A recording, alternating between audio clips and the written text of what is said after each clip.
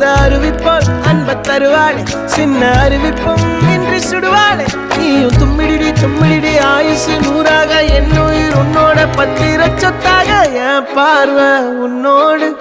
உன் பொம்மை கண்ணோடு பேசாமல் விண்ணோடு நாம் மிதந்து போவோம் காதாரா அடியானோ நான் தாங்க மாறோடு